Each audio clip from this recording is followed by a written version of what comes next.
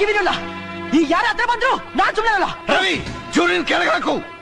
ರವಿ ಹತ್ರ ಬರ್ಬೇಡಿ. ಹತ್ರ ಬಂದ್ರೆ ನಾನ್ ಯಾರ ಮುಖ ನೋಡಲ್ಲ. ರವಿ ಚೂರಿನ ಕೆಳಗೆ ಹಾಕಪ್ಪ. ಹಾಗೋದಿಲ್ಲ.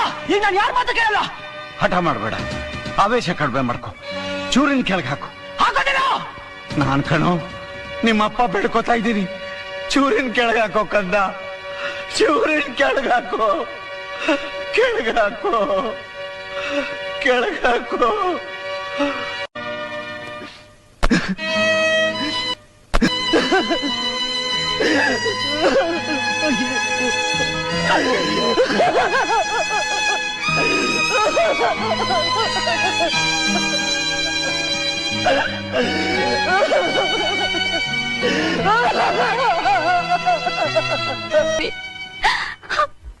ನಸುಗೋಪ ಕಾಣಿಸಿಕೊಂಡು ಕಡು ರೋಷವಾಯಿತೆ, ಅಪರಾಧಿಯಾಗಿ ನೋಡುವಂತೆ ಮಾಡಿದೆ.